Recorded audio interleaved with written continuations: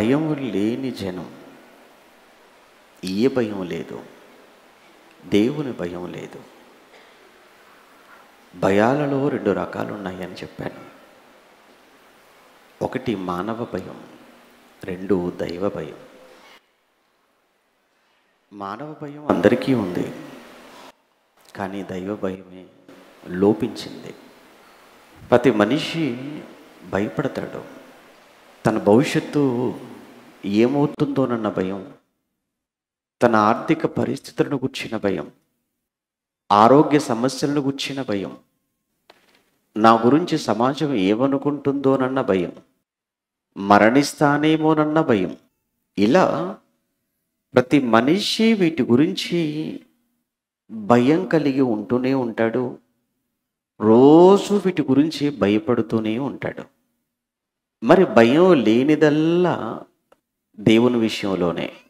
నిజంగా మనిషి దేవునికి భయపడి ఉంటే, దేవుని భయం మనిషిలో ఉంటే, ఈరోజు ఈ సమాజంలో మనం చూస్తున్నా, మనం వింటున్నా ఈ దారుణాలకు ఏమాత్రం కూడా చోటు ఉండదు. ఇవన్నీ జరుగుతున్నాయి అంటే మనిషిల్లో దేవుని భయం లేకపోవడమే, అంతే. మనుషులకు దేవుడు తెలియదని కాదు. ప్రపంచంలో ఉన్న 800 కోట్ల మంది మనుషులలో అత్యధిక మంది దేవుడు ఉన్నాడని నమ్మిన వారే ఆస్తికులు అన్నారు. ఆస్తికులు అంటే దేవుణ్ణి నమ్మేవారు, నాస్తికులు నమ్మని వారు, దేవుడు లేనివారు. దేవుడు లేనివారు, దేవుణ్ణి నమ్మనివారు. మీరు చూడండి, మన దేశాన్ని మనం చూస్తే హైందవ సహోదరులు, వారు ఎందరో దేవుళ్ళు, వారు ఎన్నో దైవ కార్యక్రమాలు చేస్తుంటారు. ఆ దైవ కార్యక్రమాలలో వేల మందిగా, లక్షల మందిగా పాలు పంచుకుంటూ ఉంటారు. అలానే ఇస్లాం సోదరులు, వారు కూడా వారి దైవం విషయంలో భయం కలిగిన వారుగానే ఉంటారు, భక్తి కలిగిన వారుగానే ఉంటారు. వారి పండుగలు, వారి కార్యక్రమాలకు అందరూ కనబడుతూనే ఉంటారు. అలానే క్రైస్తవ సమాజంలో జరిగే కార్యక్రమాలు, సభలు, ఆదివారపు ఆరాధనలు, గృహ కూడికలు, వారవారపు తరగతులు, స్వార్థ కార్యక్రమాలు, సభలు, సదస్సులు, ప్రత్యేకమైన కూడికలు, ఇలా ఎన్నో. అలానే వీటన్నిటికీ హాజరవుతున్నారా? వీటికి క్రైస్తవులందరూ హాజరవుతూనే ఉంటారు. హైందవ సహోదరులు వారి దైవ సంబంధమైన కార్యక్రమాలలో వారు బిజీగా ఉన్నట్టు కనబడుతుంది. ఇస్లాం సోదరులు వారు వారి దైవ సంబంధమైన కార్యక్రమాల్లో వారు బిజీగానే ఉంటున్నారు. మరోవైపు క్రైస్తవులంగా మనం బిజీగానే ఉంటున్నాం. అందరూ కూడా వారి వారి పరిధిలో వారు భక్తిని కలిగినట్లుగా, భక్తిని చేస్తున్నట్లుగా ఈ సమాజంలో కనబడుతున్నప్పుడు, మరి ఈ సమాజంలో ఇక నేరాలు చేసేది ఎవరు? మరి ఈ సమాజంలో రోజు రోజుకి పెరుగుతున్న ఈ ఘోరాలకు కారకులు ఎవరు? ఏదో ఒక విశ్వాసంలో ఉన్నవారే కదా. అయ్యా, మీరందరూ కూడా దేవుణ్ణి నమ్మినప్పుడు, ఆ దేవుణ్ణి మీరు ఆరాధిస్తున్నప్పుడు, ఆ దేవునికి మీరు భయపడుతున్నప్పుడు, మరలా ఎలా అయ్యా మీరు ఈ నేరం చేయగలిగారు? ఎలా మరలా మీరు ఈ తప్పు చేయగలిగారు? నిజంగా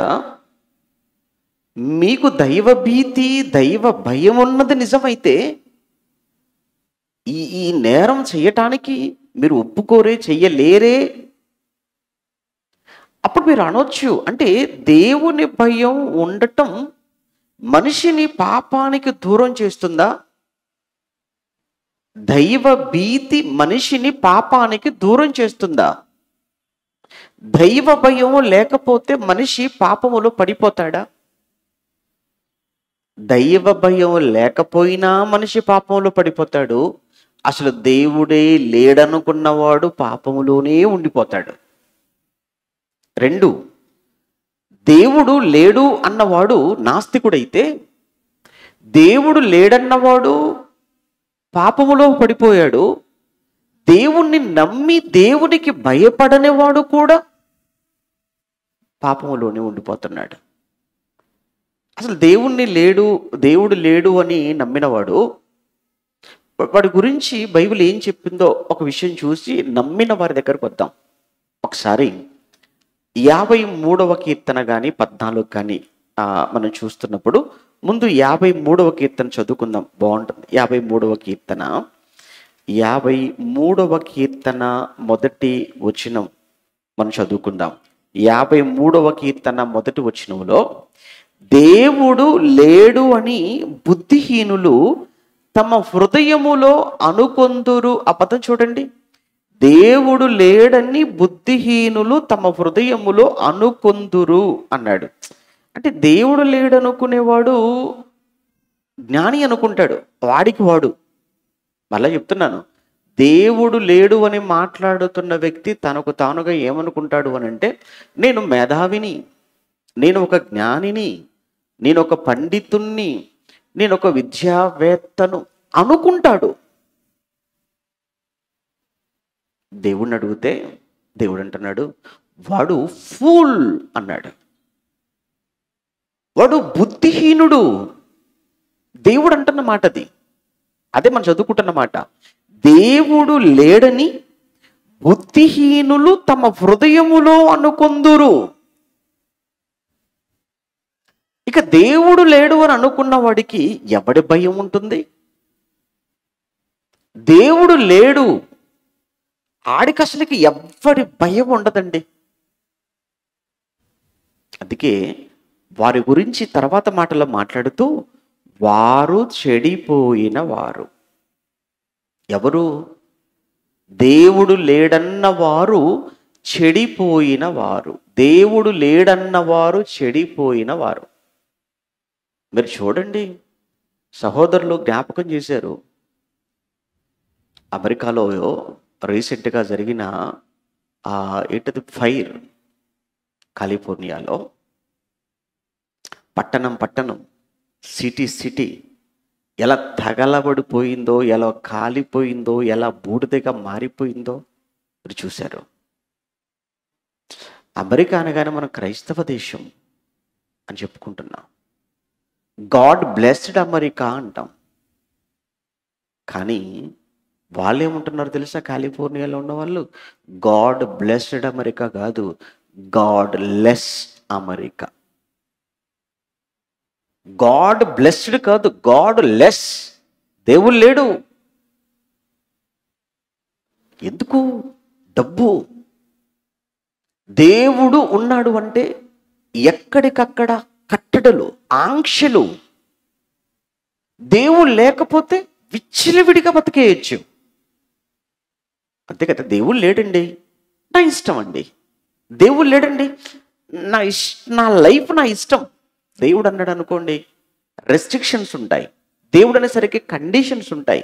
దేవుడు అనేటప్పటికీ లోబడి బతకాలి. అందుకే దేవుడు లేడు అనేటప్పటికీ ఎవరిష్టం వారిది. మీరు చూశారని కూడా అవన్నీ మీకు తెలుసు. అలా అని కేవలం ఏదో ఒక మీటింగ్లో ఆవిడ ఏదో ఒక మాట, దేవుడు జీరో, మేము హీరోస్, మేమంతా ఇక్కడ కూర్చున్న మేమందరం హీరోస్, మేమంతా దేవుడు పొజిషన్ చూస్తే దేవుడు పొజిషన్ పడిపోయింది, ఆ దేవుడు జీరోకి వచ్చేసాడు, ఆయన జీరో, మీ హీరో అన్నందుకు మాత్రమే జరిగింది అనుకుంటున్నారా? అది కాదు. అది ఒకటి. కానీ ఎప్పటి నుంచో కాలిఫోర్నియాలో దైవ వ్యతిరేకమైన ఎన్నో కార్యక్రమాలు మీరు చూడండి, మీరు అడగండి, ఆ గూగుల్ని మీరు అడగండి, ఎన్ని భయంకరమైన దైవ విరుద్ధమైన బైబిల్ వ్యతిరేకమైన ఆ కార్యక్రమాలు ఆ రాష్ట్రములో జరిగాయో మీరు చూస్తే తెలుస్తుంది.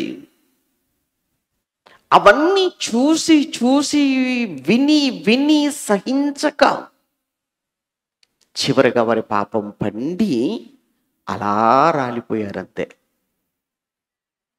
దేవుడు లేడు అన్న తర్వాత వాడికి ఎవడు కావాలి? ఎవడి భయం అవసరం లేదు. వారి గురించి మాట్లాడుతూ, వారు చెడిపోయిన వారు, అసహ్య కార్యములు చేయుదురు. అంతే. వారు చేసే కార్యాలను ఎలా ఉంటాయి?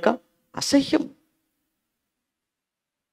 ఈరోజు అక్కడ పరిస్థితి మీరు చూస్తుంటే ప్రకృతికి విరుద్ధమైన, దేవుడు పెట్టిన క్రమానికి భిన్నమైన కార్యక్రమాలు. అబార్షన్లు చట్టబద్ధం చేసేయటం, ఆ తర్వాత స్త్రీని వివాహం చేసుకోవటం, పురుషుడు పురుషుని వివాహం చేసుకోవటం. ఎక్కడివండి ఇవన్నీ? ఇవన్నీ బైబిల్ ఆమోదించే కార్యక్రమాలా? ఇవన్నీ దేవుడికి ఇష్టమైన పనులా? అవన్నీ మరలా పైగా దేవుడు దీవించిన దేశం అని చెప్పుకుంటున్న మీ దేశంలో ఇంత అనైతికమైన, అసాంఘికమైన కార్యక్రమాలు జరుగుతుంటే, ఒకవైపు అవి జరుగుతున్నందుకే దేవుడు ఎంతో బాధపడుతుంటే, చివరికి దేవుని మీదనే సెటైర్లు వేసి, దేవుణ్ణి ఒక కమెడియన్గా చేసి, దేవుణ్ణి జీరోకు తీసుకొచ్చి, మీరేదో ఆయన కంటే గొప్పవారన్నట్టుగా మీరు మాట్లాడుతుంటే, ఇవన్నీ చూస్తూ ఎంతకాలం భరించాలి ఆయన కూడా? దేవుడు లేడనుకోవటం వలన చెడిపోయిన వారుగా మారిపోతారు. దేవుడు లేడు అని అనుకోవటం వలన వారు అసహ్య కార్యములు చేయుదురు. మరి దేవుడు ఉన్నాడు అని నమ్మిన వారిలో దేవుడైతే ఉన్నాడు, కానీ ఆ దేవుడు పట్ల భయం మాత్రం మనుషుల్లో లేదు. వారు పూర్తిగా లేడని పక్కన పెట్టేశారు. లేడు అంతే. అయినా నాకు తెలియక అడుగుతానండి, దేవుడు ఉన్నాడా లేడా అనే విషయం నువ్వు లేడు అనేటువంటి ఒక కన్ఫర్మేషన్కి ఎలా వచ్చావు? లేడు అనేటువంటి ఆ నిర్ధారణకు నువ్వు ఎలా రాగలిగావు? ఏటి నువ్వు చేసిన రీసెర్చ్, ఏటి నువ్వు చేసినటువంటి పరిశోధన దేవుడు లేడని చెప్పడానికి? అదేంటి, ఏదైనా కనబడుతుంది కదా, ఏదైనా కానీ ఏమంటారు అంటే, ఏదైనా కానీ మనం ఆ పరిశోధనలో మనకు తెలుస్తుంది కదా, లేదంటే ఏదైనా కానీ మనం పరీక్షించి తెలుసుకోవచ్చు కదా. నువ్వు పరీక్షించి తెలుసుకోవటానికి, పరిశోధన చేయటానికి, పరీక్షలో అది కనిపించటానికి దేవుడు అంటే వస్తువు కాదు కదా, దేవుడు అంటే ఒక పదార్థం కాదు కదా, దేవుడు మ్యాటర్ కాదు, ఆయన దేవుడు ఒక పదార్థం కాదు. నువ్వు ల్యాబ్లోకి వెళ్ళి టెస్ట్ చేసి దేవుడు ఉన్నాడు అని చెప్పడానికి, నువ్వు ల్యాబ్లోకి వెళ్ళి పరీక్ష చేసి దేవుడు ఉన్నాడు అని నువ్వు చెప్పడానికి దేవుడు ఏవైనా ఒక పదార్థం అనుకున్నావా? దేవుడు అనుకుంటే ఆయన ఏదైనా వస్తువు అనుకుంటున్నావా? దేవుడు ఉన్నాడు అని చెప్పడానికి కళ్ళ ముందు కనపడుతున్న ఈ సృష్టిలో ఎన్నో విషయాలు, వాటిని నువ్వు మనసు పెట్టి ఒక క్రమముగా నువ్వు ఆలోచించటం ప్రారంభిస్తే దేవుడు నీకు కనబడతాడు. దేవుడు కనబడటమే కాదు, దేవుడు నీకు బాగా అర్థమవుతాడు అని బైబిల్ చెప్పింది. ఓకే, ఇక దేవుడు నమ్మిన వారే ఎక్కువ. అయినా కానీ దేవుణ్ణి నమ్మిన వారిలో కూడా ఏమి లేదంటే భయం లేదంటే. అసలు దేవుణ్ణి భయం అవసరమా? చాలా అవసరం. ఎందుకు అవసరమో ఒక మాట మనం చూడాలి ఇప్పుడు. ఎందుకంటే దేవుని భయం కలిగి ఉండటం వలన ఏంటి ప్రయోజనం? దేవునికి భయపడటం వల్ల మనకు కలిగే మేలేంటి? ఒక్కసారి నిర్గమాకాండం 20వ అధ్యాయం, నిర్గమాకాండం 20వ అధ్యాయము ఒకసారి మనం ఆ మాట మనం చూద్దాం. నిర్గమాకాండం 20వ అధ్యాయం, దానికంటే ముందు ఆదికాండం 20వ అధ్యాయానికి వద్దాం ఒకసారి, మళ్ళీ ఆ తర్వాత నిర్గమాకాండం 20కి వెళ్దాం. ఆదికాండం 20వ అధ్యాయం, ఆదికాండం 20వ అధ్యాయము 11వ వచనాన్ని చదువుకుందాం. ఆదికాండం 20వ అధ్యాయము 11వ వచనంలో అబ్రహాము మాట్లాడుతున్నాడు. అబ్రహాము తన భార్య అయిన శారాతో పాటు ఎక్కడికి వెళ్ళాడట? ఆ గెరారు ప్రాంతానికి వెళ్ళాడు. ఫిలిస్తీన్ల ప్రాంతమైన ఆ గెరారు అనేటువంటి ఆ ప్రాంతానికి వెళ్ళాడు. కొద్ది రోజులు అక్కడ ఉండవలసి వచ్చి అక్కడ ఉన్నాడు. కానీ ఆ గెరార్ అనే ప్రాంతానికి తన భార్య అయిన శారాతో పాటు వెళ్ళేటప్పటికీ అక్కడ పరిస్థితులు చూశాడు. అక్కడ ఏ మాత్రము కూడా నీతి లేదు, అక్కడ ఏ మాత్రం కూడా న్యాయం కనిపించటం లేదు, అక్కడ ఏ మాత్రము కూడా దేవుని గుర్చిన భయం లేదనే సంగతి అర్థమైపోయింది. అక్కడ జరుగుతున్న అసాంఘికమైన, అనైతికమైన కార్యక్రమాలను చూసి అబ్రహాము భయపడిపోయాడు. ఎంతగా భయపడిపోయాడంటే, ఎలాంటి సంస్కృతి అక్కడ అబ్రహాము గారు చూశారు అని అంటే, ఈ శారా తన భార్య అని చెబితే తనను చంపి తన భార్యను తీసుకొని వెళ్ళిపోయే పరిస్థితి అక్కడ ఉంది. శారాను తన భార్య అని చెప్పటం వలన శారాను తీసుకొని వెళ్ళడం కొరకు తన భార్యను అవసరమైతే అబ్రహాము గారిని చంపే ఒక దుస్థితి, ఒక దరిద్రమైన స్థితి అక్కడ ఆ గెరారు ప్రాంతంలో అబ్రహాము చూశారు. అర్థమైపోయింది. శారతో చెప్పాడు, నా చెల్లివి అని చెప్పు. అంతే. ఈలోపు ఆయన అనుకున్నట్లుగానే ఆ ప్రాంతాన్ని ఏలుతున్నటువంటి అబీమెలెకు, అతని దగ్గర పనిచేస్తున్న వాళ్ళు అతనికి ఒక చెప్పారు విషయం. అయ్యా, మన ప్రాంతానికి ఒక లేడీ వచ్చిందయ్యా, చాలా అందగత్తే, చాలా బాగుంది, ఆవిడ మీ దగ్గర ఉండటం మీకు చాలా మంచిది, అయితే వెళ్ళండి, తీసుకొచ్చేసేయండి. తీసుకెళ్లారు. ఎందుకయ్యా నువ్వు ఇలా మాట్లాడవలసి వచ్చింది అబ్రహాం అన్నప్పుడు, అప్పుడు అబ్రహాము గారు మాట్లాడుతున్న సమాధానం ఏంటో మనం 11వ వచనం చదువుకుంటున్నాం. అప్పుడు అబ్రహాము గారు మాట్లాడుతూ, అబ్రహాము, ఈ స్థలమందు నేనున్నానే, ఈ గెరారు ప్రాంతం, నేనున్నటువంటి గెరారు ప్రాంతం, ఈ స్థలమందు దేవుని భయం ఏ మాత్రమును లేదు గనుక, దేవుని భయం ఏ మాత్రమును లేదు గనుక నా భార్య నిమిత్తము నన్ను చంపుదురు అనుకొని ఇలా చేశాను. నా భార్య నిమిత్తము నన్ను చంపుతారేమో అని నా సోదరి అని చెప్పవలసి వచ్చిందయ్యా.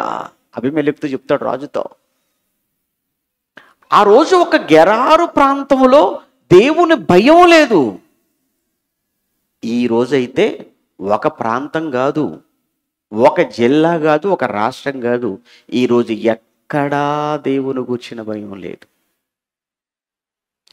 ఆ రోజు ఈ స్థలమందు అని మాట్లాడాడు అబ్రహాము గారు. ఈ స్థలమందు అన్నాడు. ఈ రోజైతే ఏ స్థలమందు కూడా దేవుని గూర్చిన భయం లేదు. వరంగల్లో ఉందా దేవుని గూర్చిన భయం? లేదు. హనమకొండలో ఉందా దేవుని గూర్చిన భయం? కాజీపేట, ట్రై సిటీస్లో దేవుని గూర్చిన భయం ఉందా? దేవుని గూర్చిన భయం ఉంటే ఈ 3 సిటీలలో, ఈ 3 పట్టణాలలో ఏ నేరము జరగటం లేదు, ఏ ఘోరాన్ని మనం ఎప్పుడు చూడలేదు, వినలేదు. అలానే ఈ తెలంగాణ రాష్ట్రంలో ఉందా, ఆంధ్రాలో ఉందా, ఈ దేశంలో ఉందా, ప్రపంచంలో ఏ దేశంలో ఉంది చెప్పండి భయం? దేవుని గూర్చిన భయం. మిగిలిన భయాలు లేవని కాదు, దేవుని గూర్చిన భయం ఎక్కడుంది? లేదు. ఆ దేవుని గూర్చిన భయం లేకపోవటం ఏంటి, దేనికి నాంది లేదా దేనికి మూలం అవుతుంది? పాపానికి మూలం. దేవుని గూర్చిన భయం లేకపోవటం పాపానికి అది ప్రారంభం అవుతుంది. ఎప్పుడు దేవుడు అందుకే చిన్ననాటి నుంచే ఇశ్రాయేలుకు ధర్మశాస్త్రాన్ని ఇచ్చిన తర్వాత ఎప్పటి నుంచి నేర్పించమన్నాడు తెలుసా? తన మాటలను దేవుడు ధర్మశాస్త్రాన్ని మోషే గారికి ఇచ్చి ఇశ్రాయేలులందరినీ కూర్చోబెట్టి వారికి చెప్పాలి నువ్వు అంటాడు. ఏమని చెప్పమంటావయ్యా అంటే, మొట్టమొదటగా నేను ఇచ్చినటువంటి ఈ ధర్మశాస్త్రములో ఉన్న సంగతులు తల్లిదండ్రులైన వారు ముందుగా నేర్చుకోవాలని చెప్పు. తల్లిదండ్రులైన వారు ఈ సంగతులన్నీ కూడా వారి హృదయాలలో దాచుకోవాలని చెప్పు. వారి హృదయాలలో దాచుకున్న తరువాత వారు దాచుకున్న ఆ సంగతులు వారి కడుపును పుట్టిన, వారి గర్భాన్ని పుట్టిన పిల్లలుంటారే, ఆ పిల్లలకు వారు కూర్చున్నప్పుడు చెప్పమను, వారు నిలుచున్నప్పుడు చెప్పమను, వారు త్రోవణ నడిచినప్పుడు చెప్పుమను, వారు వచ్చి పడుకున్నా కానీ నా గురించి చెప్పాలి. ఎందుకు? ఆ పసి వయసు నుంచి నా గూర్చిన భయం వారిలో ఉండాలి. అలా పసి మనస్సులో, పసి వయసులో నా గూర్చినటువంటి మాటలు వారి హృదయంలోనికి వెళ్ళటం వలన నా పట్ల వారికి ఒక భయం కలుగుతుంది. ఆ భయం వారు పాపానికి వెళ్ళకుండగా, పాపము చేయకుండగా ఆ భయం వారిని కాపాడుతుంది. నిజమా? ఏమిటి? దేవుని గూర్చిన భయం మనిషిని పాపానికి దూరం చేస్తుందా? అవును అని నిర్గమకాండం 20వ అధ్యాయానికి మనం వెళ్ళినప్పుడు అక్కడ ఇప్పుడు ఆదికాండం 20 చూసాం కదా, ఇప్పుడు నిర్గమకాండం 20వ అధ్యాయానికి వెళ్దాం. నిర్గమకాండం 20వ అధ్యాయంలో, నిర్గమకాండం 20వ అధ్యాయం 20వ వచనాన్ని ఇక్కడ మనం చదువుతున్నప్పుడు, దేవుడు మోషేను కొండపైకి పిలిచాడు, ఆజ్ఞలతో కూడిన ఆ పలకలు, ఆ ధర్మశాస్త్రాన్ని ఆ పలకలో ఆయనకి ఇచ్చాడు. ఆ మోషే కొండ దిగుతున్నాడు, ఇశ్రాయేలీయులందరూ ఆ కొండ చుట్టూ చేరిపోయారు. అప్పుడు ఏమంటున్నాడో 20వ వచనంలో మీరు చూడండి.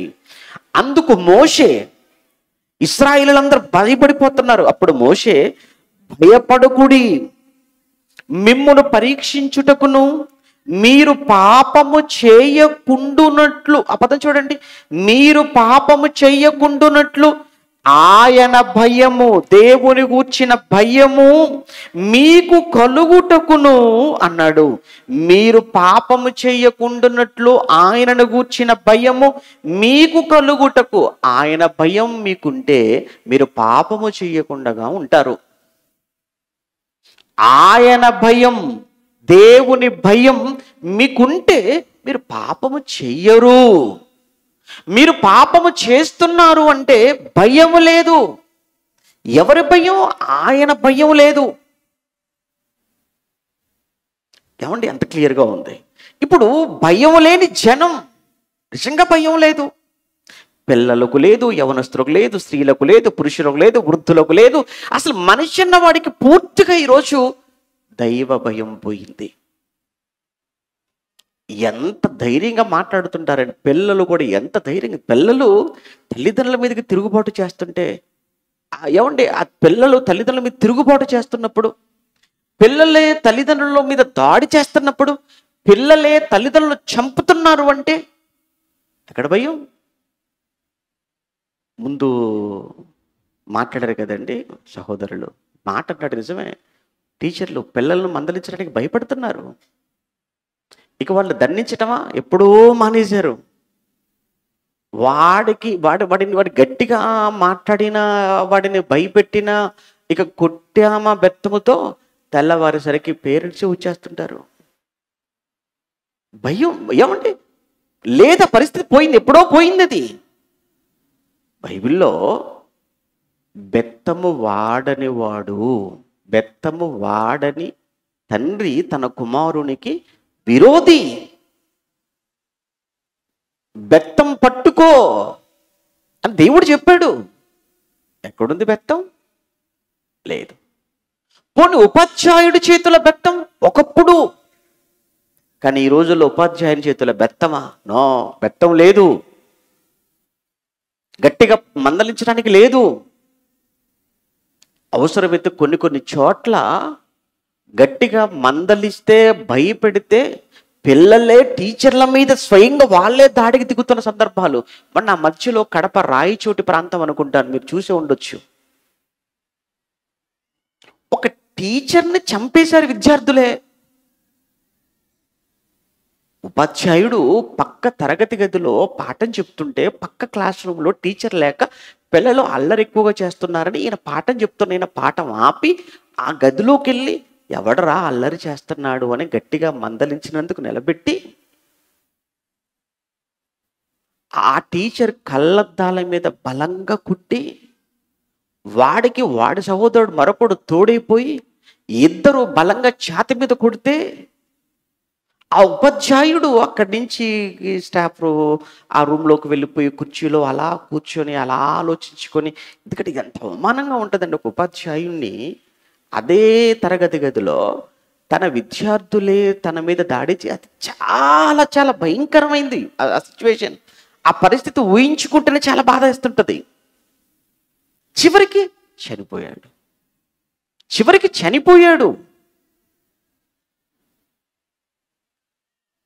అంటే పిల్లలకు తల్లిదండ్రుల భయం లేదు, ఉపాధ్యాయుల భయం లేదు, సమాజ భయం అసలు లేదు. ఏ భయము లేని వారుగా ఈరోజు ఉన్నటువంటి పిల్లలు వాళ్ళు ఎదుగుతున్నారు అని అంటే వారి భవిష్యత్తును ఏమైపోతారో అన్న ఆలోచన వస్తేనే ఏ తల్లికి తండ్రికి నిద్ర పట్టని పరిస్థితి అండి. అయిపోయింది. ఇక రానున్న సమాజం, రాబోయేటువంటి తరం ఆ తరాన్ని మనం చూడలేము, ఇక చూసి మనం తట్టుకోలేము కూడా. ఎందుకు? అయిపోయింది, యుగాంతం అయిపోతుంది, విశ్వం నాశనానికి వెళ్ళిపోతుంది, ఈ ప్రపంచానికి దగ్గర పడింది.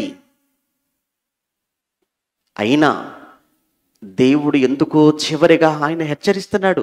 మీరు బైబిల్ మొత్తం మీరు చూడండి, బైబిల్ సారాంశం, ఆ బైబిల్ సారాంశం అంతటినీ కానీ మీరు మనసులో పెడితే, దేవుడు హెచ్చరిస్తున్నాడు అంటే, దేవుడు తన ప్రవక్తలను పంపుతున్నాడు అంటే, తన ప్రవక్తల ద్వారా దేవుడు మాట్లాడిస్తున్నాడు అని అంటే, ఆ తర్వాత భయంకరమైన ఉగ్రత వారి మీదికి రాబోతుందని అర్థం.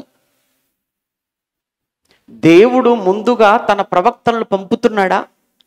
తన సేవకులు నిలబెడుతున్నాడా? తన ప్రవక్తలతో తన సేవకులతో నిలువబెట్టి తన ప్రజలకు చెప్పిస్తున్నాడు అంటే, ఆ తర్వాత ఆ ప్రజలకు భయంకరమైనటువంటి ఉగ్రత వారి మీదికి రాబోతుంది అని అర్థం. మీరు ఎక్కడ చూడండి, దేవుడు చాలా మంచివాడండి, దేవుడు చాలా సహనం కలిగిన వాడు, చాలా దీర్ఘశాంతం కలిగిన వాడు.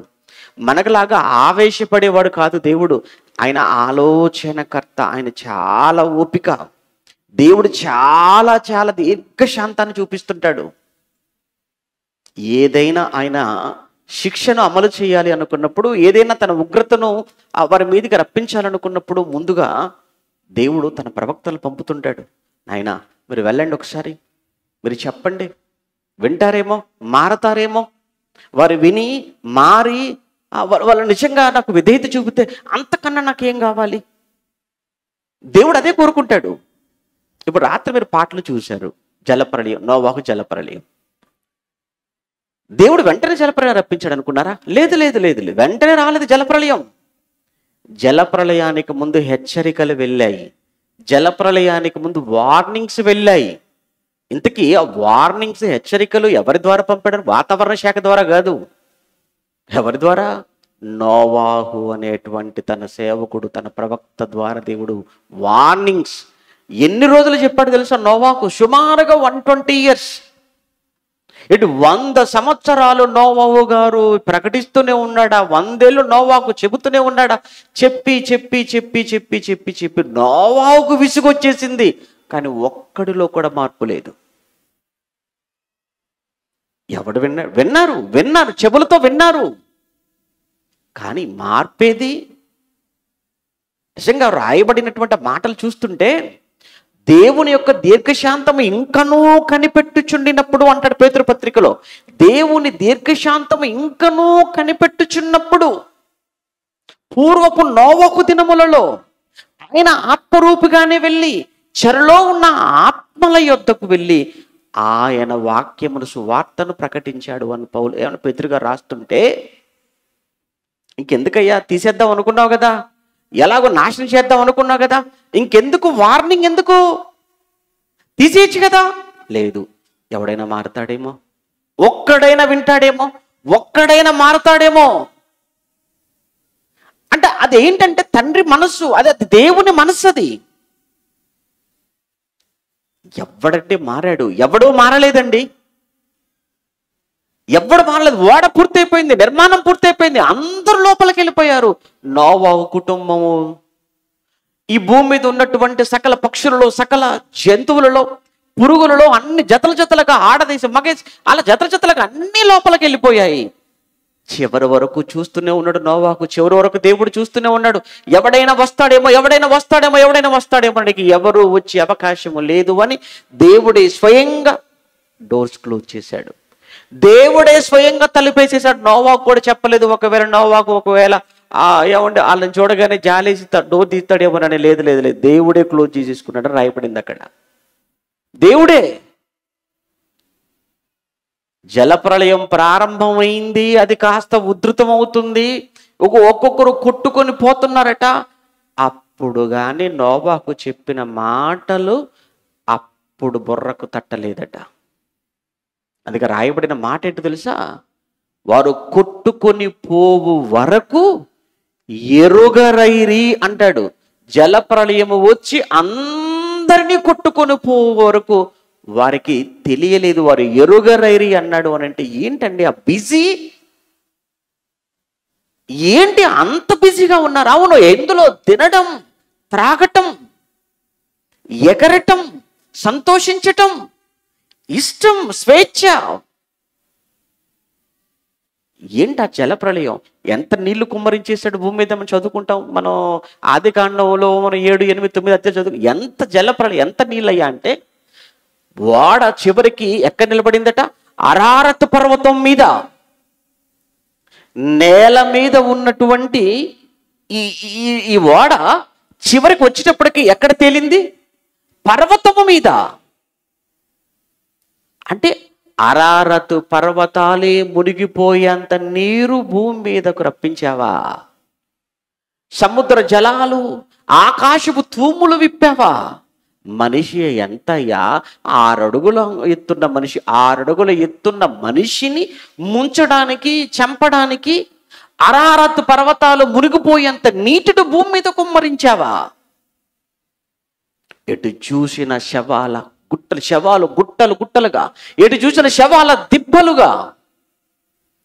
ఏంటి వినాశనం? ఏంటి ఘోరం? ఏంటి దారుణం? ఎందుకు ఈ పరిస్థితి? అలానే దేవుడు సడన్గా ఏమీ రప్పించలేదే. 100 ఏళ్ళు చూశాడు. 100 సంవత్సరాలుగా నోవాకు వెళ్ళినా, నోవాకు చెప్పినా, నోవాకు ప్రకటించినా విననందుకు, మారనందుకు ఆ దేవుడు వారి మీద చూపించిన ఉగ్రతది. అది ఎందుకు చెప్పాడు మనకు? అది ఎందుకు రాయించాడు అనుకుంటున్నారు మనకది? రాత్రి మీరు విన్నారు, చూసారా? పూర్వము వారికి సంభవించాయి, పూర్వము వారికి సంభవించి యుగాంతమందున్న మనకు బుద్ధి కలుగుటకై ఇవన్నీ వ్రాయబడ్డాయి అన్నాడు. అవన్నీ చదువుతున్నటువంటి మనం, అవన్నీ వింటున్న మనం బుద్ధి తెచ్చుకోవాలని, జ్ఞానం తెచ్చుకోవాలి అని, మనలో ఉన్న ఆ లోపాలను మనం సరి చేసుకోవాలి. లేదంటే అదే వార్నింగ్, లేదా అదే ఉగ్రత నీ మీది కూడా రాక తప్పదు. ఇదే పాఠం. భయం లేని జనం. దేవుడు భయపెట్టాడండి. దేవుడు భయపెట్టలేదా? నోవాహుతో చెప్పిందేంటి? జలప్రళయం రాబోతుంది, అదే కదా నోవాహు చెప్పాడు. నోవాహు చెప్పిందేంటి? మీ బ్రతుకులు బాగోలేవు, మీ జీవితాలు బాగోలేవు, మీ మాట బాగోలేదు, మీ చూపు బాగోలేదు, మీ ప్రవర్తన బాగోలేదు, మీరు ఏ మాత్రం బాగోలేదు. ఇప్పటికైనా మీరు మారు మనసు పొందండి, పాపాన్ని వదిలిపెట్టండి, దేవుని వైపు తిరగండి. మీరు తిరగను అని అన్నారా, ఆకాశపు తూములు విప్పుతానంటున్నాడు ఆయన. ప్రచండమైన జలప్రళయాన్ని కురిపిస్తానంటున్నాడు, భయపెడుతున్నాడు. అంటే భయపెట్టినా కానీ వీళ్ళు మారరా? భయపెట్టినా మారరా? భయపెట్టినా మారలేదు అంటే ఇక దేవుడు నెక్స్ట్ చేసేదేంటి? ఉగ్రత. భయపెట్టినాను మారలేదు అన్నప్పుడు ఇక దేవుడు చేసే పని నిన్ను శిక్షించటం. ఇది చరిత్రలో ఆది కాండం నుంచి మీరు చూడండి, ఆది కాండం నుంచి మలాకి వరకు ఏ గ్రంథాన్ని మీరు తట్టండి, ప్రతి గ్రంథంలో మీకు కనిపించేది ఇదే. దేవుడు వార్నింగ్ హెచ్చరిస్తుంటాడు. అలా దేవుడు హెచ్చరించినా విననప్పుడు, దేవుడు హెచ్చరించినా మారనప్పుడు, ఆ తర్వాత దేవుడు వారి మీద శిక్షలు అమలు చేసుకుంటూ వస్తాడు. హెచ్చరిస్తున్నాడంటే భయపెడుతున్నాడని అర్థం. భయపెట్టినా వినకపోతే, భయపెట్టినా మారకపోతే దేవుడు ఏం చేయాలి? దింపొద్దు ఉగ్రతను. 29లో మనం చదువుకుంటా సామెతల గ్రంథంలో, ఎన్నిసార్లు గద్దించినా, ఎన్ని మార్లయ్యా? 100 సంవత్సరాలయ్యా గద్దించాడు. 100 ఏళ్ళు గద్దించాడయ్యా దేవుడు నోవాహు ద్వారా. ఎన్ని మార్లు గద్దించినను లోబడని వాడు మరి తిరుగు లేకుండా హఠాత్తుగా నాశనం అయిపోతాడు. దేవుడుకున్న మంచి మనసు ఏంటంటే, నీ నాశనానికి ముందు దేవుడు ఏం చేస్తాడనమాట? నిన్ను హెచ్చరిస్తాడు. నీ నాశనానికి ముందు దేవుడు నిన్ను గద్దిస్తాడు. నీ నాశనానికి ముందు దేవుడు నిన్ను హెచ్చరిస్తున్నాడు, గద్దిస్తున్నాడు. అంటే ఆ గద్దింపులో కూడా ఏముందో తెలుసా? ప్రేమ. లోపల ప్రేమించట కంటే బహిరంగముగా గద్దించుట మేలు. మేలు కోరి స్నేహితుడు గాయములు చేస్తాడు. పగవాడు లెక్కలేనని ముద్దులు పెడతాడు. ముద్దులు పెట్టే బోధలు వేరు, ముద్దులు పెట్టే ప్రసంగాలు వేరు. సహోదరులు గుర్తు చేశారు. బోల్డన్ ఉన్నాయి అవి. అవి కాదు ఇప్పుడున్నటువంటి సమాజానికి, ఇప్పుడున్న ఈ తరానికి, ఇప్పుడున్న క్రైస్తవ్యానికి ఇవి కాదు. ఇప్పుడున్నటువంటి క్రైస్తవ్యానికైనా, ఇప్పుడున్నటువంటి క్రైస్తవేతర సమాజానికైనా హెచ్చరించి, గద్దించి, బుద్ధి చెప్పే బోధ ఇప్పుడు అవసరం. ఎందుకు? బాల్యము నుండే చెడిపోతున్నారండి. బాల్య దశలోని పిల్లలు చెడిపోతున్నారు, యవ్వనంలో మరీ చెడిపోతున్నారు. ఈరోజు ఎంతమంది యవనస్తులైన పిల్లలను కలిగిన తల్లిదండ్రులారా, ఒకసారి మిమ్మల్ని ప్రశ్నించుకోండి. యవన వయసులో ఉన్నటువంటి పిల్లల విషయంలో ఎంతమంది తల్లిదండ్రులు నెమ్మదిగా ఉన్నారు? ఎంతమంది తల్లిదండ్రులు ప్రశాంతంగా ఉన్నారు? ఎంతమంది తల్లిదండ్రులు చక్కగా పడుకోగలుగుతున్నారు? యవనంలో ఉన్న పిల్లలను కలిగిన ఏ తల్లి అయినా, ఏ తండ్రి అయినా నెమ్మదిగా ఉన్నారంటారా? ప్రశాంతంగా పడుకోగలుగుతున్నారంటారా? నో. అది మీరు చెప్పినా నమ్మం. ఎందుకు? వాడు ఎప్పుడు, ఏ సమయంలో, ఏ విధమైనటువంటి వాడి నుంచి ఏ విధమైనటువంటి వార్త వినవలసి వస్తుందో, వాడు చివరికి మమ్మల్ని ఏం చేస్తాడో అన్న భయమేనండి ఈరోజు యవనస్తులైనటువంటి పిల్లల విషయంలో. ఈరోజు వాళ్ళ డ్రెస్అప్ చూడండి అన్న, బాగుందా పిల్లల డ్రెస్అప్? లేదంటే ఒక పద్ధతిగా లేరు పిల్లలు. మీకు తెలియదేం కాదు, పిల్లలు ఈరోజు పద్ధతిగా లేరు. వాళ్ళ డ్రెస్ చూస్తే తెలిసిపోవటం లేదు. ఒకప్పుడు చిన్నప్పుడు అంటే ప్యాంటు చిరిగిపోయినా, చొక్కా చిరిగిపోయినా, చిరిగిన చొక్కా, చిరిగిన ప్యాంట్ వేసుకోవడానికి చాలా సిగ్గుపడే వాళ్ళం మనం. ఆ చిరిగిన చొక్కాను ప్యాంటు ఎక్కడ చిరిగిపోతే వెంటనే ఇంట్లోకి వెళ్ళిపోయేసి సూది దారం తీసుకొని అమ్మను కుట్టమనేది, అమ్మ కుట్టకపోతే మనమే కుట్టుకొని మరీ వేసుకుని వెళ్ళిపోయే వాళ్ళం. ఈ రోజు అవి చిరిగినవి వేసుకుని డైరెక్ట్గా బజార్లో తిరుగుతున్నారు అంటే ఆ ఫ్యాషన్. ఈరోజు ఒళ్ళు కనబడకుండా కప్పుకునే బట్టల కంటే ఒళ్ళంతా కనిపించే బట్టల ఖరీదు కూడా ఎక్కువ. ఆ ప్యాంట్లకి ఎందుకు రంధ్రాలు పెట్టుకుంటున్నారో తెలియటం లేదు. మోకాళ్ళ దగ్గర చినిగిపోతాయి, అయ్యో తైస్తే తొడల దగ్గర చినిగిపోయినవి, ఆ మోకాళ్ళ కింది భాగాలు చినిగిపోతుంటాయి. ఏంటి, ఎక్కడ దొరికిందిరా ప్యాంట్ ఇది నీకు? ఎక్కడిది ప్యాంట్? ఎందుకు కన్నాలో, ఎందుకు చినిగిపోయిన ప్యాంట్లు వేసుకుంటున్నావు? నీకు తెలియదులే, నీదంతా ఓల్డ్ వర్షన్, మాది అప్డేటెడ్. ఏమండి ఇదా? ఇక వాళ్ళ హెయిర్ స్టైల్ గురించి చెప్పాల్సిన పని లేదండి. ఒకటిది పెట్టగూడులా ఉంటుంది. ఏంట్రా పైన గూడు? నువ్వు క్రైస్తవుడు కదా, నువ్వు క్రైస్తవుడు కుటుంబంలో పుట్టినవాడివి, క్రైస్తవ కుటుంబంలో పెరుగుతున్నవాడివి. మరలా చూడు, మెడలో సిలువ బయటికి ఇలా కనబడాలి, మరలా పైన ఇలా పెట్టగూడు కనబడాలి. సైడ్ అంతా ఎలకలు గురికితే ఎలా ఉంటుందో అలా ఉంటుంది, సైడ్కి పైన మాత్రం ఇలా ఉంటుంది. ఏంటి స్టైలు? నువ్వు క్రీస్తుకు ఒక రిప్రజెంటేటివ్గా ఉన్నావు సమాజంలో, మర్చిపోయావా?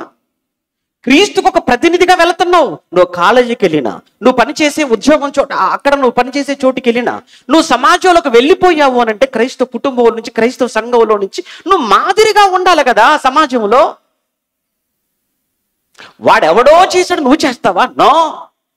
నువ్వు క్రీస్తును ధరించుకున్నవాడువు, నువ్వు క్రీస్తును ధరించుకున్నవాడు, క్రైస్తవుడువు. నువ్వు యవనంలో ఎలా ఉండాలో నువ్వు చూపించాలి. యవనస్తులు ఎలా బ్రతకాలో నేర్పించాలి.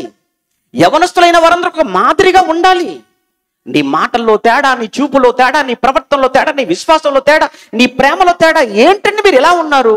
అదేనండి బైబిల్ మాకు నేర్పింది, అదేనండి క్రీస్తు మాకు నేర్పించింది, అదేనండి వారం వారం సంఘంలో మీరు నేర్చుకుంటుంది. నిన్ను చూసినటువంటి యువత ఆశ్చర్యపోవాలి, నిన్ను బట్టి సంఘానికి నడవాలి వాళ్ళంతా. కానీ ఎలా ఉన్నా ఒక్కసారి చెక్ చేసుకుని మన పిల్లలు ఎలా ఉన్నారో. అది పిల్లల లోపమే కాదు, తల్లిదండ్రులుగా మీ భయం వారికి ఎప్పుడో పోయింది. కళ్ళ ముందు కనబడుతున్న తల్లి తండ్రి భయమే లేని మన పిల్లలు కనిపించని ఆ దేవునికి వాళ్ళు భయపడుతున్నారు అని అనటం అది పచ్చి అబద్ధం. మళ్ళా చెప్తున్నాను, కళ్ళ ముందు కనబడుతున్న ఒక తల్లిగా తండ్రిగా మీకే మీ పిల్లలు భయపడటం లేదంటే, కళ్ళ ముందు కనబడుతున్న తల్లిదండ్రుల భయమే లేని ఈ పిల్లలకు కనిపించని ఆ దేవుని భయం వారికి ఉందని మీరు ఎలా నమ్ముతున్నారు? మిమ్మల్ని వాళ్ళు మాయ చేస్తున్నారు, మిమ్మల్ని వాళ్ళు మోసం చేస్తున్నారు. మీకు భయపడతాడు. దేవునికి భయపడేవాడు తల్లిదండ్రులకు భయపడతాడండి. దేవునికి భయపడేవాడు తల్లిదండ్రులకు భయపడాడా? ఖచ్చితంగా భయపడతాడు. దేవుని భయం కలిగినటువంటి అమ్మ అయినా అబ్బాయి అయినా తల్లి తండ్రి మాట ఎట్టి పరిస్థితుల్లో దాటరు. తల్లి తండ్రిని మెదికి వాళ్ళు తిరుగుబాటు చేస్తారా? తల్లిదండ్రులు బాధ పెడతారా? తల్లిదండ్రుల కంట్లో కన్నీళ్ళకు వాళ్ళు కారణం అవుతారా? నో. ఎందుకు? వారు దైవ భీతి కలిగినటువంటి పిల్లలు వాళ్ళు. కానీ లేదు, ఆ భయం లేదు. అందుకే చెప్తున్నాడు ఇక్కడ నిర్గమకాండం, మనం అక్కడ ఆగిపోయాం. నిర్గమకాండం 20వ అధ్యాయం, నిర్గమకాండం 20వ అధ్యాయము 19లో 20వ వచనంలో, నిర్గమకాండం 20వ అధ్యాయం 20వ వచనంలో చూడండి. అందుకు మోషే మీరు భయపడకుడి, మిమ్మును పరీక్షించుటకు, దేవుడు మిమ్మును పరీక్షించుటకు మీరు పాపము చేయకుండానట్లు ఆయన భయము మీకు కలుగుటకు. మీరు పాపము చేయకుండా ఉండాలి అని అంటే ఎవరి భయం? దేవుని భయం. అదే సామెతల గ్రంథంలో సొలొమోను గారు, ఏమంటే ఇక్కడ మోషే గారు మనం చూసాం. సామెతల గ్రంథంలో సొలొమోను గారి ద్వారా కూడా దేవుడు ఏం చెప్తున్నాడు ఒకసారి. సామెతల గ్రంథం 16వ అధ్యాయం, సామెతల గ్రంథం 16వ అధ్యాయం 6వ వచనాన్ని కూడా చదువుకుందాం. సామెతల గ్రంథం 16వ అధ్యాయం 6వ వచనంలో ఏం చెబుతున్నాడు చూడండి ఆయన. సామెతల 16:6లో కృపాసత్యముల వలన దోషమునకు ప్రాయశ్చిత్తము కలుగును. యెహోవా యందు భయభక్తులు కలిగి ఉండుట వలన, దేవుని యందు భయభక్తులు కలిగి ఉండుట వలన మనుషులు చెడుతనము నుండి తొలగిపోవుదురు. ఏంటండి మాటలు చదువుతున్నప్పుడు కూడా ఏమనిపించడం లేదా? దేవుని భయం ఎందుకు? దేవుని భయం ఎందుకు? నాకైనా మా పిల్లలకైనా ఎందుకు దేవుని గుర్చిన భయం ఉండాలి అని అంటే, ఆ దేవుని భయం నిన్ను చెడుకు దూరం చేస్తుంది. ఆ దేవుని భయం నిన్ను పాపానికి దూరం చేస్తుంది. ఆ దేవుని భయం నీలో ఉంటే దూరంగా పారిపోతావట పాపానికి. నిజమా అండి? సాధ్యమా? ముమ్మంటికి. ఒకసారి ప్రాక్టికల్గా మాకు చూపించండి అని అంటారా? యోసేపు గురించి బహుశా మీకు తెలిసే ఉండొచ్చు కదండి. యోసేపు గురించి, యాకోబు గారికి 12 మంది పిల్లలు, వారిలో 11వ వాడు యోసేపు. ఆ 11వ వాడైన యోసేపు పట్ల పైనున్న 10 మంది అసూయ పెంచుకున్నారు, పగతో ఉన్నారు. అన్నలే, ఇదేంటండి ఒకే కుటుంబంలో పుట్టినటువంటి అన్నలే తమ్ముడు మీద, సొంత రక్త సంబంధం మీద అసూయ ఏంటండి? సొంత తమ్ముడి మీద అసూయ ఏంటండి? సొంత తమ్ముడి మీద పగ ఏంటండి?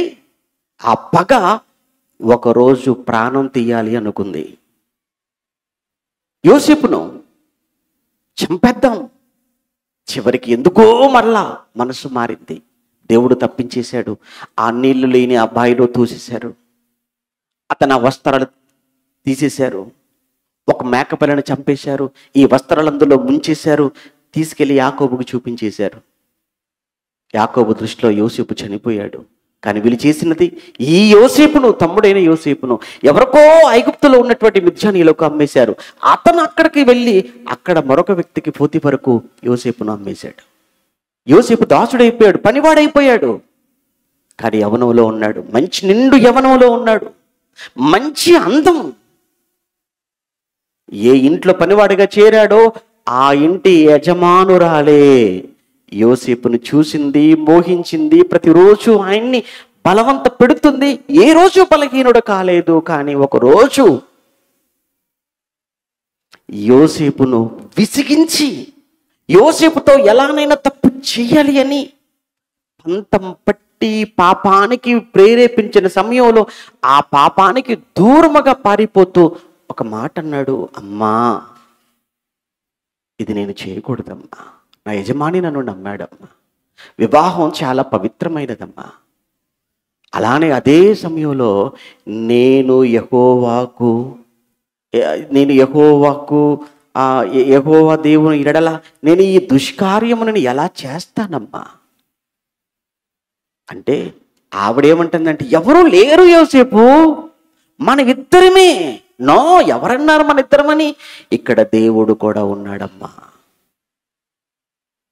ఇక్కడ దేవుడు ఉన్నాడు, నీకు కనిపించటం లేదు. నిజమే, ఆమెకు యోసేపే కనబడుతున్నాడు, ఎవరు కనిపించట్లేదు. కానీ యోసేపుకు దేవుడు కూడా కనిపించాడు. దేవుడు కూడా కనిపించాడు కనుకనే పారిపోయాడు, పాపం చేయకుండా, పాపానికి దూరముగా పారిపోయాడు. ఆయనకు దేవుని పట్ల ఉన్న భయం అది పాపానికి దూరం చేసింది. అది ఇక్కడ మనం చదువుకున్న 16వ అధ్యాయంలో. ఏంటి 16వ అధ్యాయంలో మనం చదువుకున్నమాట? యెహోవా యందు భయభక్తులు కలిగి ఉండుట చెడుతనము నుండి తొలగిపోవుదురు. ఆ దేవుని గుర్చిన భయం. ప్రియులారా, చరిత్రలో ఇశ్రాయేలు చరిత్రను మీరు చదువుతున్నప్పుడు వారి చరిత్రని ఈరోజు మనకు ఒక పాఠం. చరిత్ర ఎప్పుడు పాఠం, చరిత్ర నుంచి ఎప్పుడు పాఠాలను మనం నేర్చుకోవాలి. దేవుడు భయం లేని ఆ ఇశ్రాయేలీయులను, భయం లేని ఆ యూద జాతి, వారి యొద్దకు దేవుడు ఎందరో ప్రవక్తలు పంపాడు. ఎందరో ప్రవక్తలు పంపుతూ వచ్చాడు. వచ్చినా, నిలవబడినా, చెప్పిన ప్రతి ప్రవక్తను వాళ్ళు చంపుతూ వచ్చేసారు. ఎవరిని బ్రతకనిచ్చారండి? ఎవరిని బ్రతకనిచ్చారు చెప్పండి? ఇశ్రాయేలీలు ఏ ప్రవక్తను బ్రతకనిచ్చారు? ఏ ఒక్క ప్రవక్తను బ్రతకనివ్వలేదు. వచ్చిన, చెబుతున్న, గద్దిస్తున్న, హెచ్చరిస్తున్న ప్రతి ప్రవక్తను చంపుతూ చంపుతూ చంపుతూ వచ్చేసారు. దారుణంగా చంపేశారు. కానీ దేవుడు వదిలిపెట్టాడు అనుకుంటున్నారా? ఎందుకు చంపుతున్నారు? దేవుడు భయం లేదు. కళ్ళ ముందు కనపడుతున్న సేవకుడికి భయపడక, దేవుడు సేవకుడు చెబుతున్న మాటలు పెడచెవిన పెట్టి, నిర్లక్ష్య పెట్టి అతన్ని చంపేశారంటే వాళ్ళకి ఎవడి భయం ఉందండి? ఆయన చెప్పిన ప్రవక్తలందరూ కూడా ఏమని చెప్పారు తెలుసా? వారి మీదకి రాబోతున్న ఉగ్రత గురించి చెప్పారు. దేవుడు వారి మీదకి అమలు చేయబోతున్న శిక్షల గురించి చెప్పారు. ఎందుకు దేవుడు వారిని శిక్షిస్తున్నాడు అని చెప్పారు. ఎందుకు దేవుడు వారి మీదకి ఉగ్రతను కురిపిస్తున్నాడు అని చెప్పాడు. వారు చేస్తున్న దోషాలు అలాంటివి, వారు చేసిన పాపాలు అలాంటివి. ముందుగా ఇశ్రాయేలుకు దేవుడు వార్నింగ్స్ ఇచ్చాడు. అందుకే ఇశ్రాయేలీల దగ్గరకు ప్రవక్తలు పంపాడు. ఆ ఇశ్రాయేలీల యొద్దకు పంపబడిన ప్రవక్తలలో ఏ ఒక్క ప్రవక్త మాట వాళ్ళు వినలేదు. అప్పుడు వారిని అష్షూరీయులకు అప్పగించేశాడు. అష్షూరు చెరలోనికి పంపించేశాడు. అష్షూరు చెరలోనికి శత్రువుల చేతికి అప్పగించడానికి ముందు దేవుడు భయపెట్టాడు వారిని. భయపెట్టాడు. ఎలా భయపెట్టాడు ఒకసారి చూస్తారా? ఎలా భయపెట్టాడు చూస్తారా? దేవుడు భయపెడుతున్నది ఎలా భయపెట్టాడు ఒకసారి మీరు చూడాలి. ఆమోసు గ్రంథం 4వ అధ్యాయం, ఆమోసు గ్రంథం 4వ అధ్యాయం, ఆమోసు గ్రంథము 5వ వచనం, 6వ వచనాన్ని ఒక్కసారి చూద్దాం. ముందుగా నేను 6వ వచనం చదువుతున్నాను. మీ పట్టణములన్నిటిలోనూ ఇశ్రాయేలీలారా, ఓ ఇశ్రాయేలీలారా, 10 గోత్రాల వారలారా, ఉత్తర రాజ్యపు వారలారా, మీ పట్టణములన్నిటిలోనూ నేను మీకు దంతశుద్ధి కలగ చేసినను.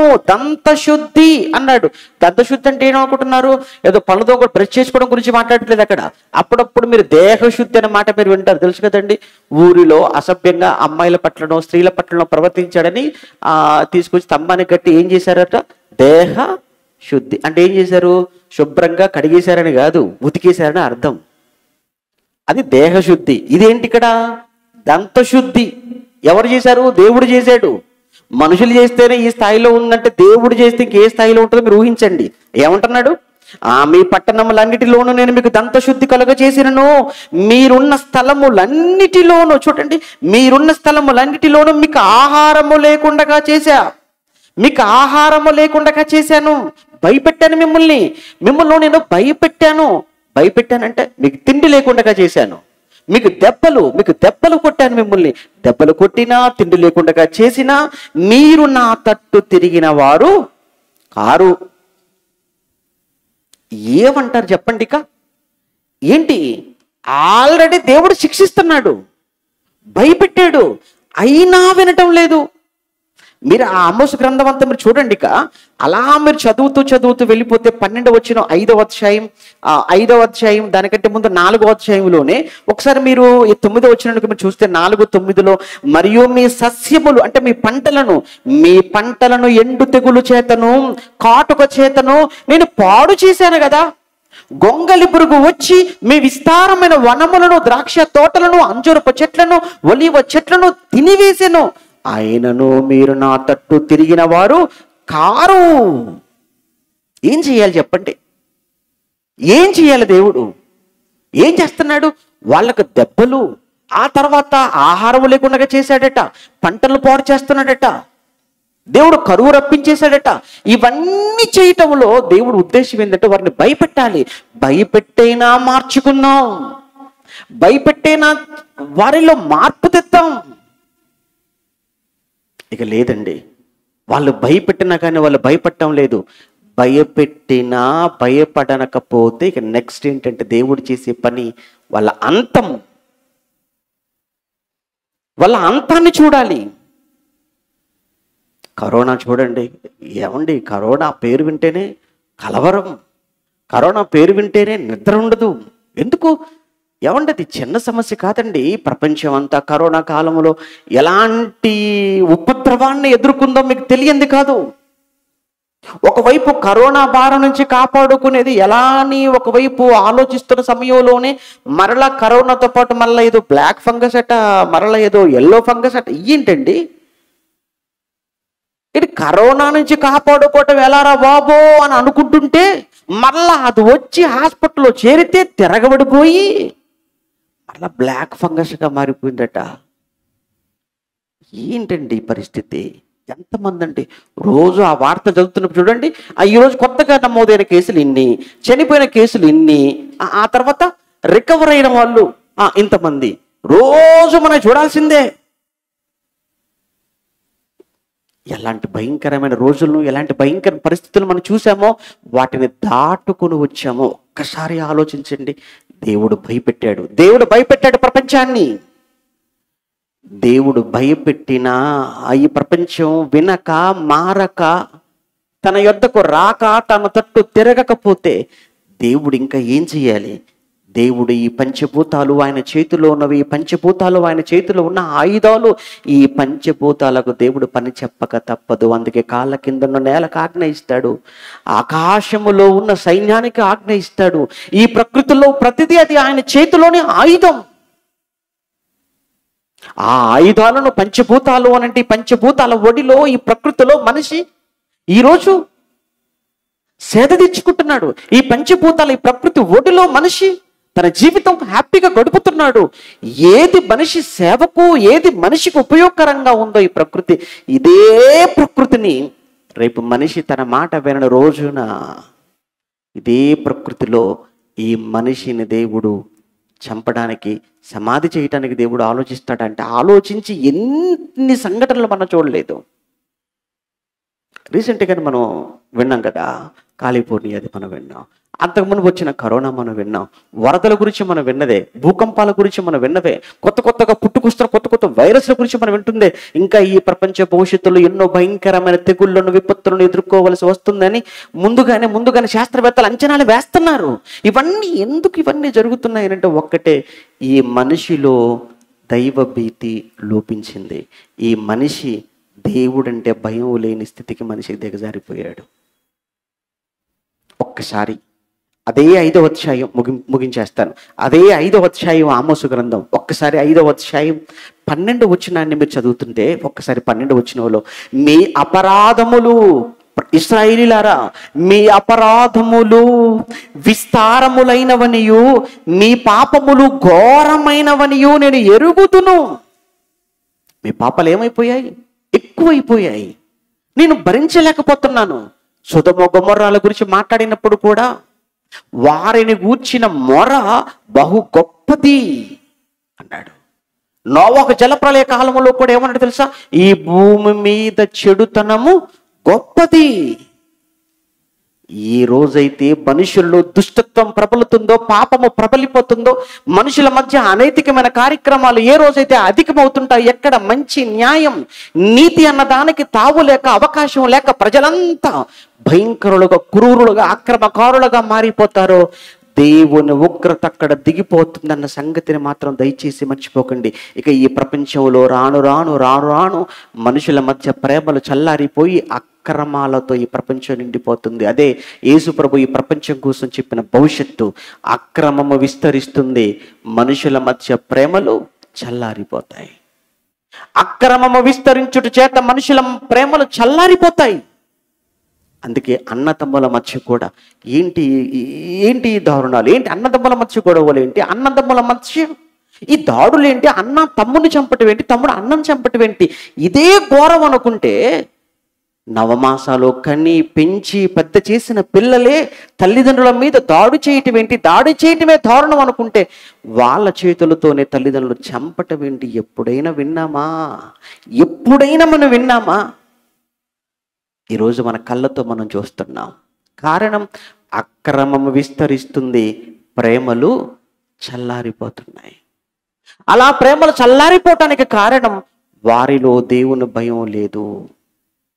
కళ్ళ ముందు మనుషుల భయమే లేకపోతే ఇక దేవుని భయం ఎక్కడుంటుందండి?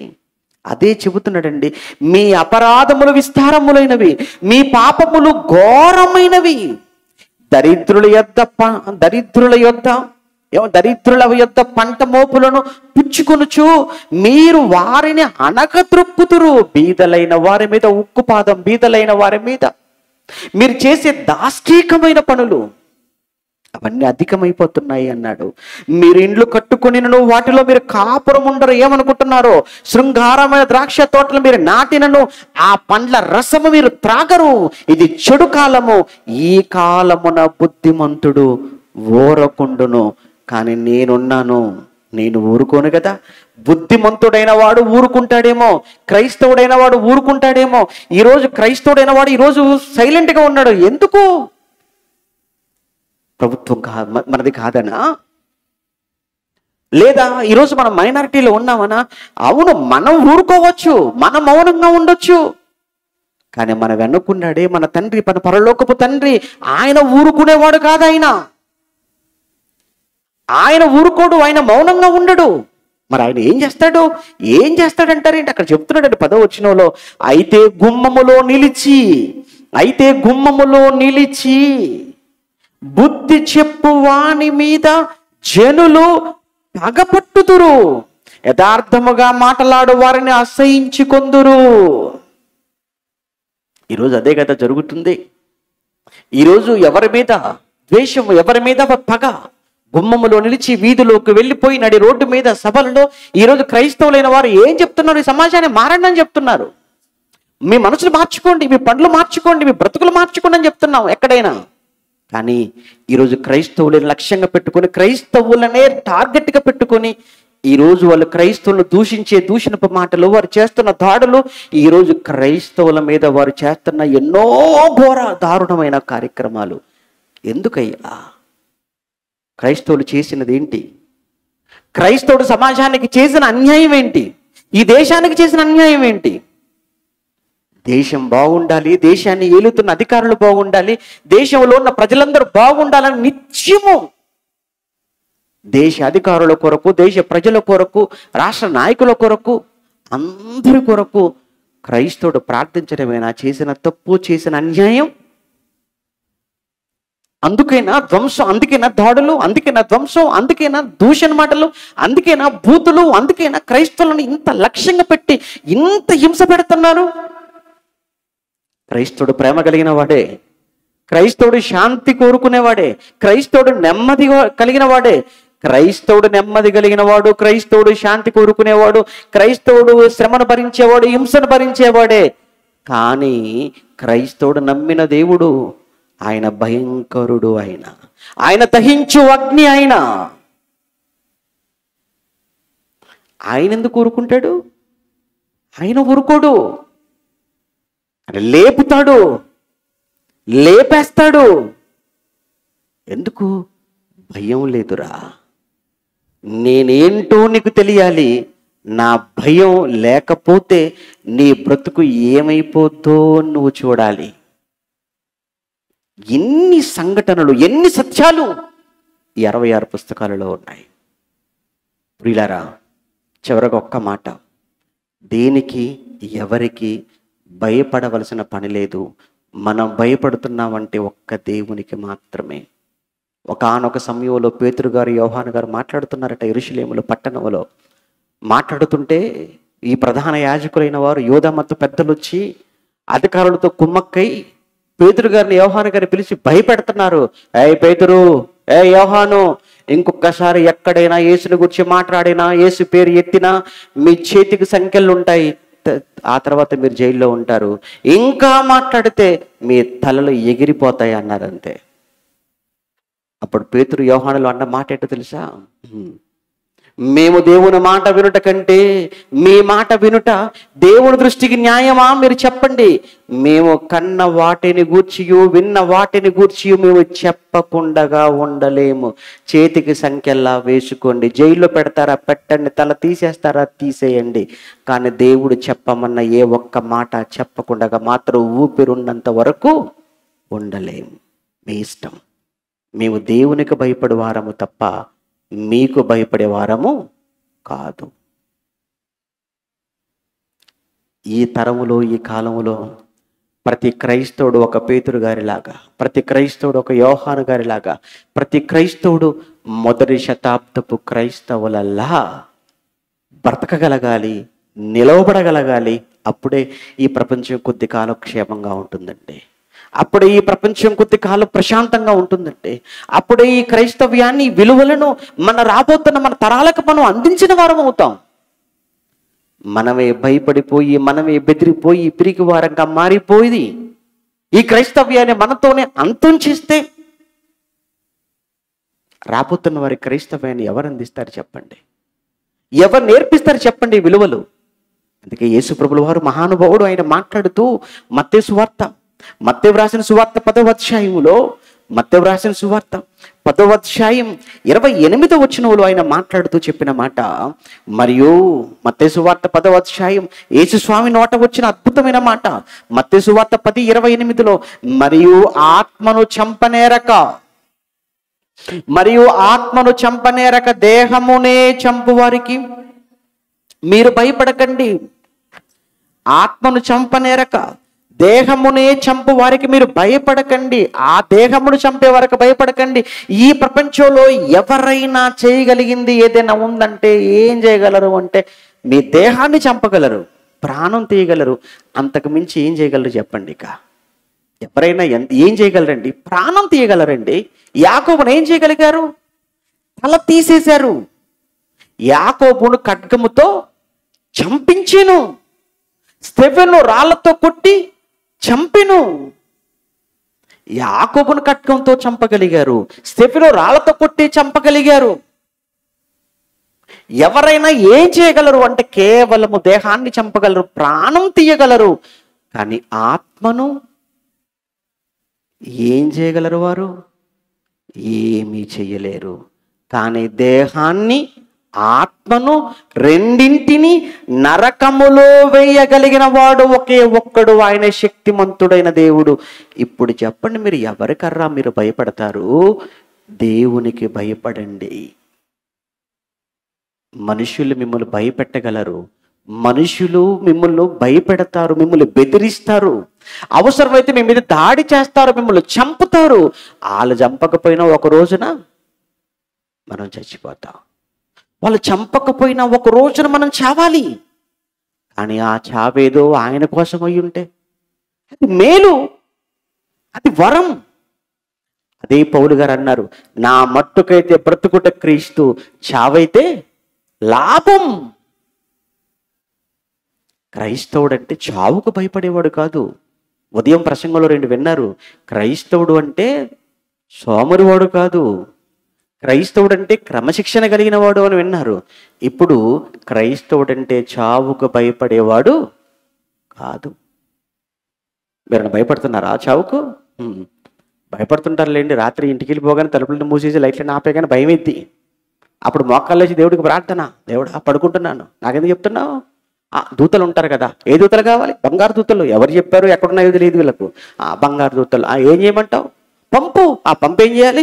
కంచెగా. ఎక్కడ? నా పడక చుట్టే. మరి మీ ఆయన ఏమో నాకు తెలియదు. నా పడక చుట్టూ ఎలా నాటమంటావు? ఒకటి సరిపోతా? లేదు, కంచె కంచె కంచె. ఉదయం లేవగానే మళ్ళా ప్రార్థన. ఏమని? తీసేయి. ఊరు పిలుస్తుంది, ఉద్యోగం పిలుస్తుంది, వ్యాపారం పిలుస్తుంది, కాలేజీ పిలుస్తుంది, అమ్మాయి పిలుస్తుంది, వెళ్ళిపోతా.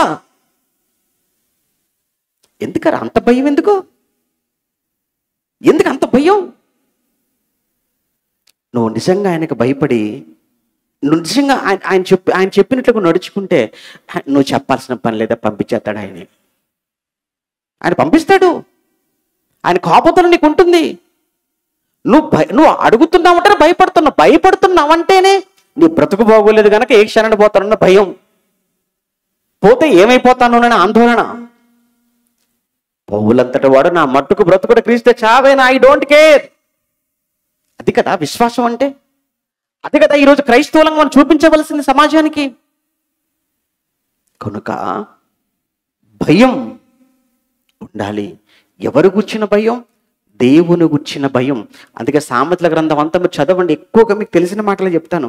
సామెతల గ్రంథం అంతా మీరు చదువుతున్నప్పుడు యెహోవా యందు భయభక్తులు కలిగి ఉండుట తెలివికి మూలం, యెహోవా యందు భయభక్తులు కలిగి ఉండుట జ్ఞానమునకు మూలం, యెహోవా యందు భయభక్తులు కలిగి ఉండుట బహు ధైర్యం పుట్టిస్తుంది, యెహోవా యందు భయభక్తులు కలిగి ఉంటే ఘనతకు మూలం, యెహోవా యందు భయభక్తులు కలిగి ఉంటే ఐశ్వర్యం. బా, ఇన్ని ప్రయోజనాలు ఉన్నాయా? ఇన్ని మేలులు ఉన్నాయా? ఎవరికి భయపడితే? దేవునికి భయపడితే. మీరు మనిషికి భయపడితే ఏవి ఉండవు, చివరికి నరకం. మీరు మనుషులకు భయపడ్డారా? మీ భవిష్యత్తు గురించి మీరు భయపడిపోతున్నారా? ఏవి ఉండవు. తెలివి ఉండదు, జ్ఞానం ఉండదు, ఐశ్వర్యం ఉండదు, ఘనత ఉండదు, ధైర్యం ఉండదు, చివరికి నరకం. కానీ అదే మీరు దేవునికి భయపడితే ఎన్ని బెనిఫిట్స్ అండి. ఒక్క దేవునికి భయపడితే ఇవన్నీ వస్తాయి అనుకున్నప్పుడు భయపడండి, భయపడండి. భయం కలిగి బ్రతకడానికి ప్రయత్నం చేయండి. దేవుని భయమే నిన్ను పవిత్రునిగా నిలబెడుతుంది, దేవుని భయమే నిన్ను పరిశుద్ధంగా నిలబెడుతుంది, దేవుని భయమే నిన్ను పాపానికి దూరం చేస్తుంది, దేవుని భయమే నీ తెలివికి, జ్ఞానానికి, ఘనతకు, ఐశ్వర్యానికి అన్నింటికీ మూలమవుతుంది. ఆ దేవుని భయమే నిన్ను నరకాన్ని తప్పిస్తుంది, ఆ దేవుని భయమే నిన్ను పరలోకానికి నడిపిస్తుంది. ఆ దేవుని భయం లేకపోతే ఆ దేవుడు నిన్ను భయపెట్టడం ప్రారంభిస్తాడు.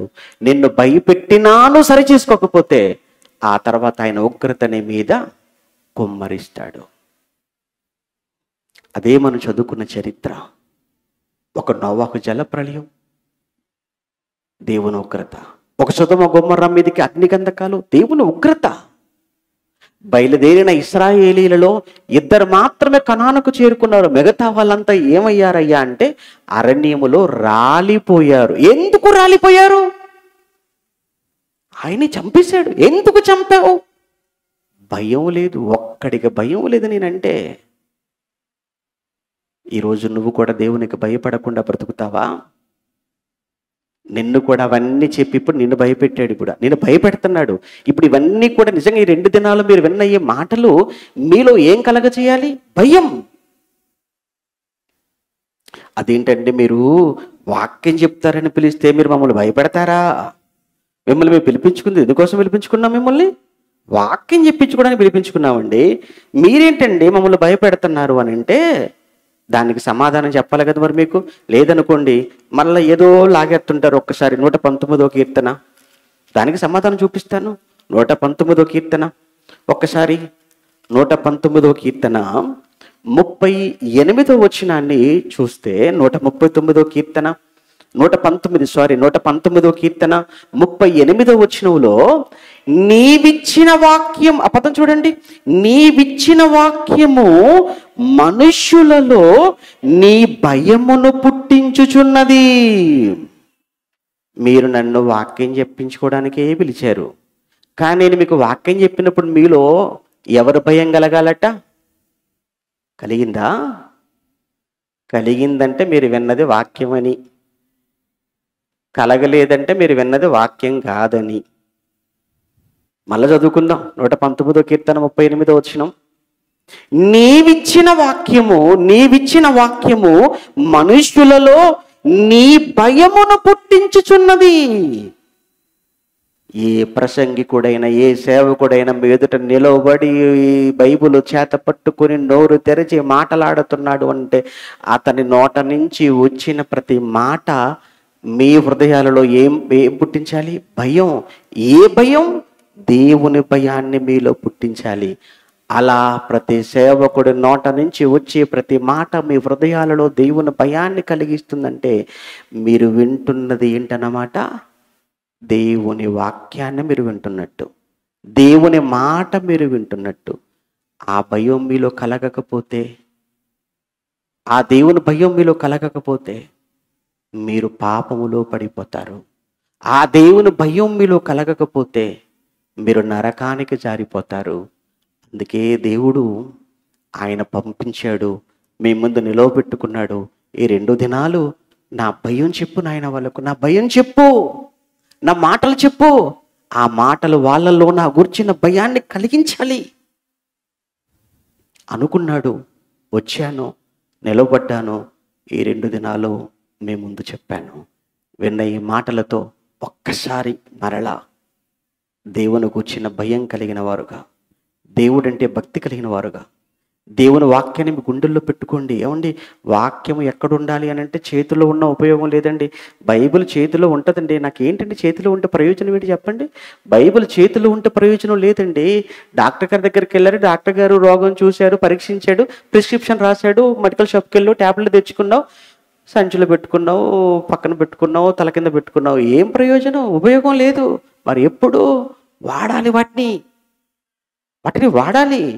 తలనొప్పి ఉంది కదా అని తల మీద ఒక ట్యాబ్లెట్, కడుపు నొప్పి కదా అని కడుపు మీద ఒక ట్యాబ్లెట్, కాళ్ళ నొప్పి కదా అని కాళ్ళ మీద ఒక ట్యాబ్లెట్ పెట్టుకుని పడుకున్నావు అనుకో, ఏ నొప్పి తగ్గదా నీకు? ఆయన పెట్టుకుంది తల కింద పెట్టుకోమని కాదు. గుడ్డు నొప్పి ట్యాబ్లెట్ అంటే గుడ్డు మీద పెట్టుకుంటే తగ్గదు.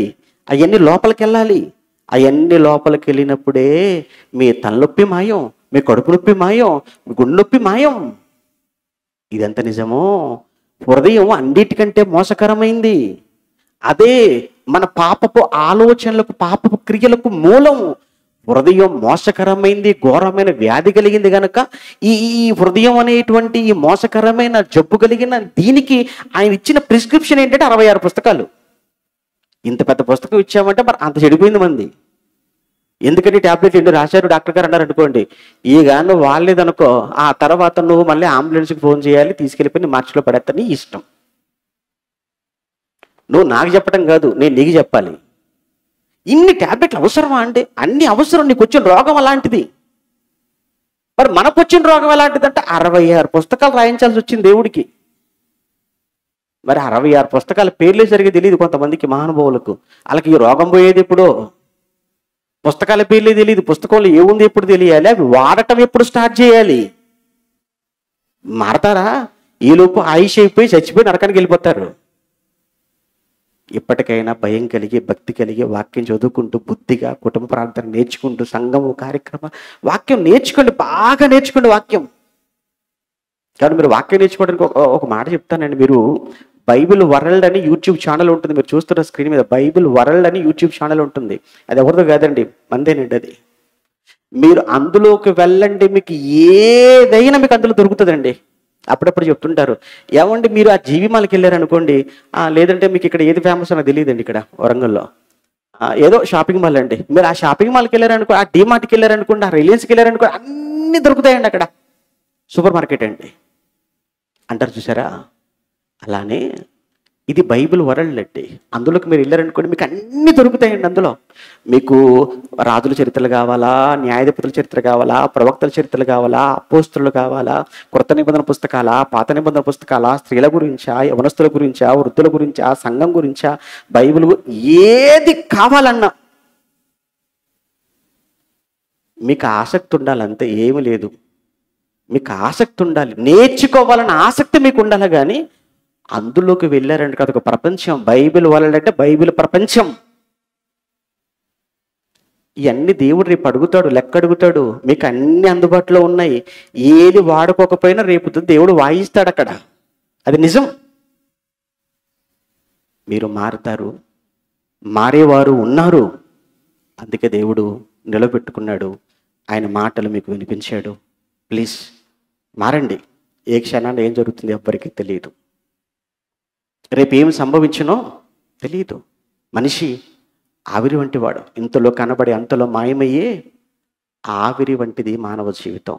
ఈ రోజున్న మనిషి రేపు ఉంటాడా తెలియదు, రేపున్న మనిషి ఎల్లుండుకుంటాడా తెలియదు, ఈ సంవత్సరం ఉన్న మనిషి వచ్చే సంవత్సరం ఉంటాడా ఎవరికి తెలుసండి, ఎవరికి తెలియదు.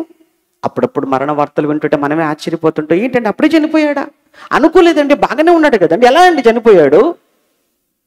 అయిపోయింది. రేపు నువ్వైనా అంతే, నేనేనంతే, మనం ఎవరైనా అంతే. వెళ్ళేలోపు ఏం చేశాం? వెళ్ళేలోపు దేవుడి కోసం ఏం సాధించాం? ఎలా బ్రతికాం? దేవునికి ఎలా ఉపయోగపడ్డారు? కుటుంబానికి ఏం చేశారు? సంఘానికి మీరు చేసిన మేలేంటి? దేవుని పనిలో ఎంతగా మీరు ఉండగలిగారు? ఇవన్నీ లెక్కలోకి అడుగుతూ వస్తాయండి. ఇవన్నీ సమాధానం సిద్ధం చేసుకోండి. మీ బ్రతుకులో ఏది మీతో వచ్చేది కాదు, మీరు దేవుని కొరకు చేసిన పనులు. మీరు దేవుని కొరకు బ్రతికిన బ్రతుకు, మీ భక్తి జీవితమే చచ్చిన తర్వాత మీతో వచ్చేది తప్ప, మీరు కూడబెట్టినవి, సంపాదించినవి, కట్టినవి, కొన్నవి అందరినీ చూస్తున్నాం. అందరూ వదిలేసి వాళ్ళు వదిలేసి వెళ్ళిపోతే మనం బతికెళ్ళిపోతామా? వదిలేసి వెళ్ళిపోయే వాటి కోసం వద్దు గొడవ. వదిలి వెళ్ళిపోయే వాటి కోసం కాదు, మనతో వచ్చే వాటి కోసం ఆరాటపడదాం.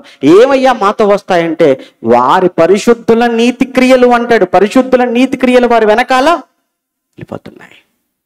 నువ్వేం చేసావు దేవుడి కోసం? సింగరెడ్డి 2 రోజులు ఈ సభలు చేయాలంటే చాలా కష్టం అండి. ఎప్పుడో వాళ్ళ అమ్మగారు నాన్నగారు చనిపోయారు.